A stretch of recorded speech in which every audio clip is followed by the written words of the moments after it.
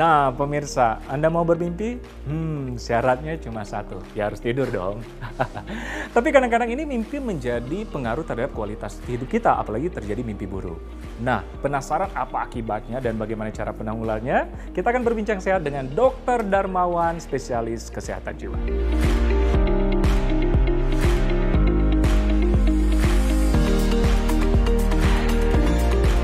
Kita, dokter, memang sekarang lagi ngomongin soal mimpi nih. Mungkin mimpi ini kan pernah dialami oleh semua orang ya? Semua orang pasti ngalami mimpi. Mimpi ya. Tapi dalam segi ilmu kesehatan, secara umum apa sih mimpi itu, dok?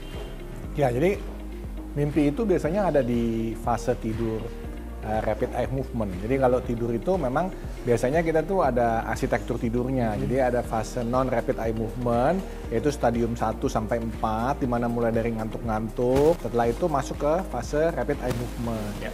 Disitulah di rapid eye movement biasanya ada mimpi karena biasanya gelombang otaknya itu gelombang kita sadar. Jadi memori-memori semuanya campur aduk, kemudian membentuk sebuah cerita. Ada orang yang sadar, ada orang yang nggak sadar ketika dia mimpi, maksudnya tuh dia nggak inget gitu. Nggak inget ya? Iya, tadi kalau dikatakan semalam saya mimpi indah atau enggak, saya nggak inget tuh. Saya tahu mimpi, tapi kadang-kadang saya kita nggak inget detailnya. Tapi kadang-kadang ada yang kita inget detailnya. Sampai merasa terjadi betul-betul dan kadang bangun capek. Gitu, karena otaknya itu aktif ya. Tapi mimpi itu memang dikatakan normal ya sebenarnya ya? Kalau secara normalnya dalam dia tidur itu pasti mesti ada mimpinya. Cuman apakah dia ingat atau tidak mimpinya itu yang lalu ada yang mengatakan bahwa saya nggak pernah mimpi loh katanya gitu. Atau saya kok tiap hari mimpi terus. Karena dia ingat terus mimpinya. Iya. Kita ngomong soal jenis-jenis mimpi nih, dokter. Ada kan yang jenis mimpi buruk mungkin? Kenapa ada variasi mimpi? Iya, jadi memang gangguan tidur termasuk dalam hal mimpi ini berhubungan dengan gangguan-gangguan psikiatrik atau gangguan kejiwaan, seperti misalnya kalau misalnya kita itu ada isu tentang perpisahan, berarti kemudian ada mimpi-mimpi yang berhubungan dengan kita ditinggal mati oleh seseorang, kita ditinggal pergi oleh seseorang. Nah itu bukan kejadian sesungguhnya, tetapi melambangkan kecemasan kita. Ya, demikian juga kalau depresi gitu ya, kesedihan, kemudian kita jadi mimpi buruk.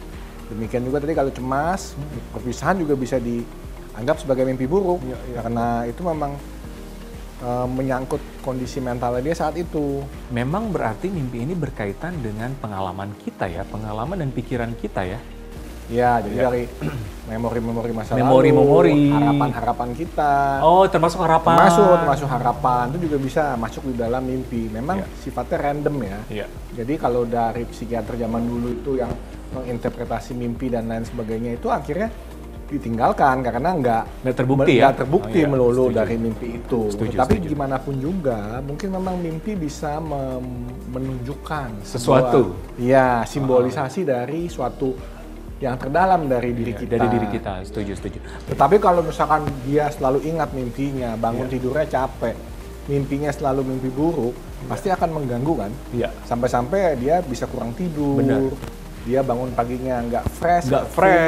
Nah, produktivitasnya akan terganggu. Oke. Di situ kita mesti bantu supaya dia mendapatkan arsitektur tidur yang cukup, yang fisiologis, yang tidak terganggu sehingga bangun tidur itu dia benar-benar sudah terrestorasi dirinya, bukan hanya badannya yang jadi lebih fit, tetapi juga otaknya, karena otak itu diistirahatkan melalui tidur. Saya penasaran nih, ada kan mimpi yang kayaknya mengigau, mimpi berjalan malahan ada ya? Ya, somnabulisme, jadi sambil jalan. Nah itu ada yang terganggu atau yang dikatakan wajar mimpi kayak gitu? Biasa pada anak-anak itu bisa terjadi, lalu setelah dia makin dewasa itu hilang dengan sendirinya. Biasanya kalau seperti itu relatif nggak ada masalah. Tapi kalau misalkan sampai dewasa dia masih suka mengigau, dia masih mimpi sambil jalan, nah ini kan masalah ya, mengganggu. Nanti pada saat dia sudah tua itu bisa muncul lagi tuh. Jadi dia malam bangun melakukan kegiatan kompleks ya pada orang tua ya, tapi dia nggak sadar. Biasanya terekam oleh CCTV ya. Jadi seperti anak kecil lagi tuh, seperti somnabulisme. Nah, itu gangguannya juga di fase REM. Disebut dengan gangguan tidur fase REM pada orang tua. Nah, kemudian mengigau juga sama. Nah, kalau udah kayak gitu, ada baiknya memang mesti diperiksakan, kita cari penyebabnya apa saja. Apalagi pada orang tua itu lebih complicated ya fungsi dari otaknya. Apakah itu terkait dengan demensia atau kepikunan, apakah ada terkait dengan Parkinson. Jadi kita mesti periksa dengan seksama. Kalau pada dewasa muda biasanya kalau ada hal seperti itu, relatif perubahan organik di otak belum ada. Tetapi memang neurotransmitter nggak seimbang. Seperti misalkan ada masalah kecemasan tadi, depresi. Setuju. Nah itu yang mesti kita teliti, itu kita atasi. Sehingga nanti gangguan tidurnya membaik. Jadi mimpi buruk, mengigau, itu nanti hilang dengan sendirinya. Benar-benar yang jadi bahaya kalau mimpi berjalan ya. Iya. Jatuh dari bukan mimpinya yang berbahaya tapi jangan Iya, misalkan jatuh efeknya ya atau mungkin dia buka pintu kan nggak ditutup lagi. Ya, seperti itu. Efek-efek setelahnya ya. Nah, menarik banget nih dokter. Tapi gimana sih penanganan untuk orang yang bermimpi buruk ataupun mimpi berjalan sebagainya, gimana dokter? Ya, jadi pertama kalau kita bicara tentang mimpi atau gangguan tidur yang lain, kita pertama mesti dulu periksa bagaimana kondisi mentalnya, bagaimana kondisi otaknya. Kalau kita duga kita perlu periksa, kita bisa MRI misalnya, kita lihat dulu. Lalu kemudian EEG juga bisa, karena bisa aja sebetulnya ada serangan kejang pada saat malam hari, pada saat tidur. Nah kemudian yang kita juga perlu perhatikan sebenarnya kalau masalah tidur, itu harus menerapkan yang namanya sleep hygiene. Oh, gimana? Ya, jadi sleep hygiene itu misalnya dia tidur tepat waktu, bangun tepat waktu, walaupun malamnya dia kurang tidur, tapi waktunya bangun dia mesti bangun. Dia mesti tahan sampai nanti tidur berikutnya lagi.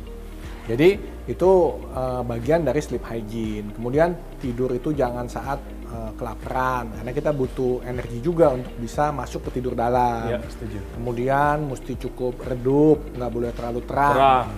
Kemudian mesti sejuk tempatnya, nggak boleh panas maupun kedinginan. Mesti cukup sunyi, supaya nggak bising. Jadi hal-hal seperti itu harus diterapkan, didisiplinkan. Bener. Nah ini bagian dari pola hidup tuh, Pola kebiasaan hidup sebenarnya, hidup. kebiasaan, setuju. Gitu. Nah, kemudian mungkin bisa relaksasi sebelum tidur, aromaterapi. Dianjurkan juga ya? Ya bisa. Lalu kemudian juga baru kita juga lihat apakah perlu pengobatan untuk underlying disease atau penyakit yang mendasarinya. Iya. Nah, dikatakan kita perlu pengobatan, kita kadang-kadang nggak sadar ya, karena ini kan dikatakan mimpi ya. Dikatakan kita udah perlu pengobatan medis dokter. Dalam keadaan apa? Ya, biasanya seperti tadi. Misalkan mengigau terus-terusan, kemudian tidur sambil jalan, kan bisa beresiko. Ya kan? Kemudian bangun tidur nggak fresh, selalu rasanya itu capek, letih, nggak bisa fokus, moodnya mudah marah, nggak sabaran, nggak produktif, mengantuk di siang hari sehingga bisa kecelakaan. Nah kalau udah seperti itu harus secepatnya deh cari bantuan profesional untuk kita bisa evaluasi ini ada gangguan tidur atau yang disebut dengan misalkan mimpi buruk ada di fase mana? Di ini disebut nightmares, ada night terrors. Night terrors itu dia sampai kebangun lalu deg-degan, ketakutan gitu. Ada lagi ketindihan, bangun lumpuh, nggak bisa gerak, ya kan? Itu sleep paralysis namanya. Jadi memang semua yang dikatakan mimpi oleh masyarakat itu ada diagnosis, kriteria diagnosisnya di pedoman gangguan mental. Mental ada ya? Jadi itu yang harus kita perbaiki. Benar-benar, karena kualitas tidur menentukan kualitas hidup. Setuju ya dok? Iya. Oke dokter, terima kasih. Informasinya sangat jelas. Mudah-mudahan kita mendapatkan kualitas tidur yang baik supaya kualitas hidup juga kita sempurna. Oke pemirsa, saksikan sesaat lagi tetap di Hidup Sehat bersama